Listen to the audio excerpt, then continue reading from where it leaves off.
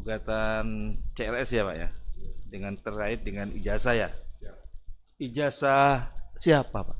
Ijazah Pak Jokowi. Ijazah Jokowi. Jokowi. Apakah saksi pernah melihat ijazah Pak Jokowi? Saya hanya melihat dari media sosial dan dari beberapa rekan juga yang didapatkan dari media sosial. Melihat dari media sosial ya, media sosial. Setelah dilihat di media sosial ya, saksi perhatikan ya, ada masalah apa dengan ijazahnya tadi? Ya, secara sepintas dengan kasat mata saya, yang pertama foto. Foto apanya? Foto yang ada dalam ijazah itu hanya saya amati sendiri dengan mata saya, berbeda dengan Pak Jokowi yang pernah saya ketemu itu. Berbeda ya, berbeda fotonya yang di ijazah, yang ada di media, berbeda dengan yang saudara lihat langsung orangnya, lihat asli orangnya ya. Fotonya, asli orangnya. Dengan orang aslinya kan ya, berbedanya. Berbedanya di mana? Ya, kita kan waktu pendidikan juga ada belajar tentang forensik, Pak. Nah, Tentang foto kehakiman, kemudian ada tulis kehakiman semua. iya. Tanda tangan dalam dokumen itu kan juga kita pelajari juga. Itu berbedanya di situ ya. Ya, Setelah mempelajari waktu di pendidikan ada forensik ya, forensik dulu ada forensik apa itu? Di tulis kehakiman. diktiloskopi ya kan ya. Ya dulu namanya kan pendidikan diktiloskopi ya. Daktiloskopi. Daktiloskopi kan ya. Iya kan? Belajar juga ya. Sidik jari. Nah, sidik jari termasuk itu juga ya. Diajari nggak? Ada ilmu tulis kehakiman juga ada, Pak. Termasuk itu ya. Siap. Ya, daktiloskopi. Identifikasi loh. Identifikasi ya, ya. Ya saya juga diajari dulu ya. Daktiloskopi ya kan, mengenai sidik jari banyak macam-macamnya. Forensik kehakiman istilahnya ya. Siap. Berbeda dengan yang di orangnya tadi. Ya, orangnya. Orangnya. Selain orangnya berbeda apalagi? Ya, saya hanya diskusi dengan Pak Roy Suryo, cerita kemudian dengan Pak Rismon, Dr. Tifa juga ketemu. Saya pengen mengamati ada apa sih jasa ini gitu. Ya. Setelah dilihat-lihat dibandingkan dengan yang di media, Ya. dengan orangnya, gimana? Ya, saya mengambil kesimpulan analisa saya,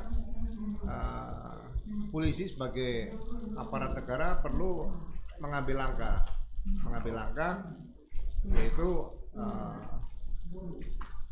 fokus kepada pasal berapa nih kalau misalnya dugaan tadi memang harus dibuktikan.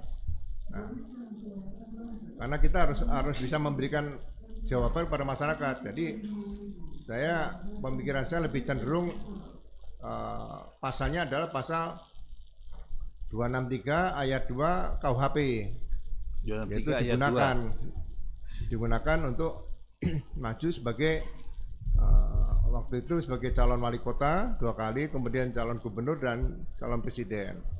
Sehingga ke depan nanti peran KPU tidak hanya sebagai event organizer aja untuk melaksanakan pilpres, tapi juga harus melakukan verifikasi secara tuntas, secara mendalam tentang persyaratan-persyaratan dokumen yang diperlukan oleh KPU.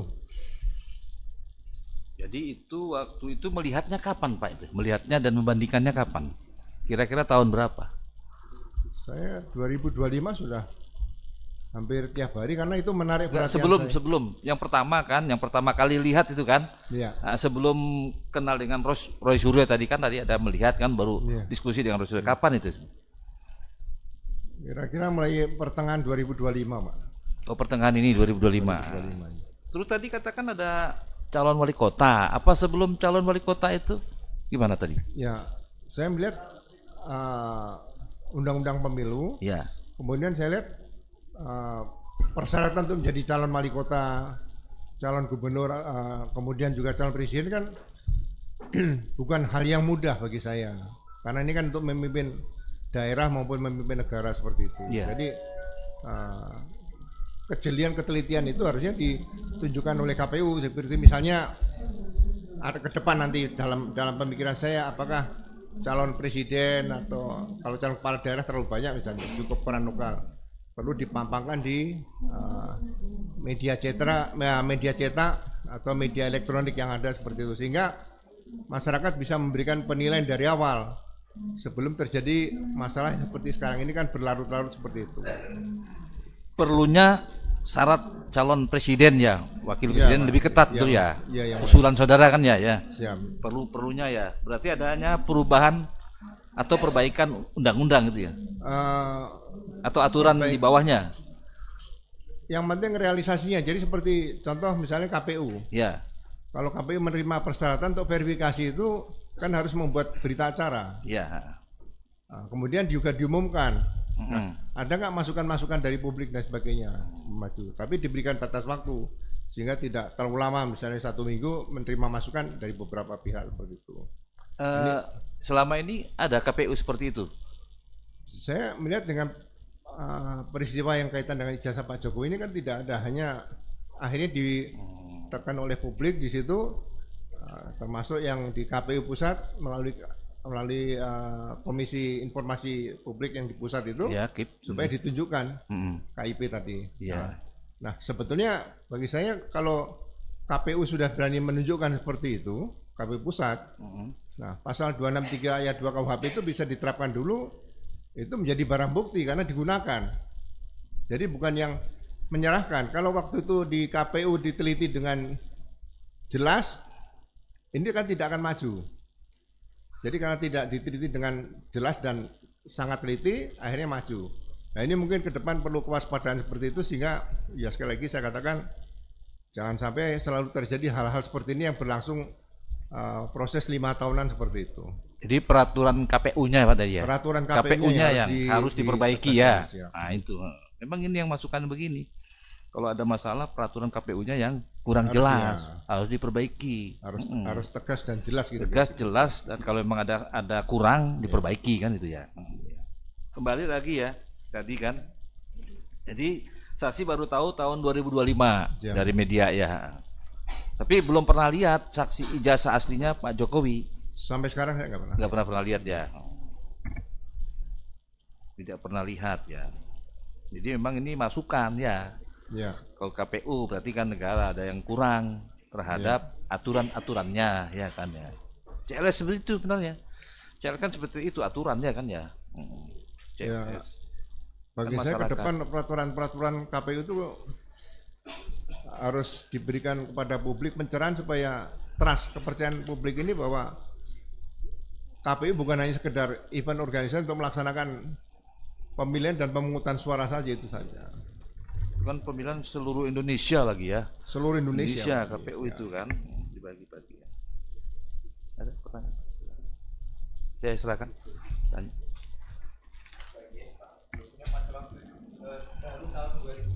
Siap ya. Ya.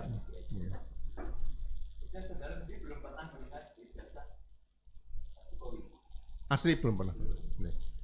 Kalau dari pengamatan saudara ya, tadi Bapak juga pernah mendapatkan pendidikan. Hal apa yang tidak pas di ijazah ataupun unggahan? Ya, kita kan selama bertugas sering membuat DPO nih, daftar pencarian orang. Jadi di akabri kepolisian itu ada semacam norma kalau seorang junior yang paling junior itu harus mengenali seniornya. Jadi kalau tingkat 1 harus mengenali tingkat 2, 3, 4. Ini cukup sulit. Jadi walaupun berpakaian preman di luar misalnya itu harus tahu ini seniornya. Nah sama dengan mengenali orang, ini pelajaran DPO. Jadi kita sudah terbiasa dengan melihat kok yang foto ini dengan orang yang asli pernah kita lihat kok berbeda seperti itu. Itu yang sangat menonjol bagi saya di situ. Kalau teknik yang lain Saya tidak pelajari, hanya dengar cerita dari Pak Rismon atau Pak Roy Suryo atau Dr. Tipa itu.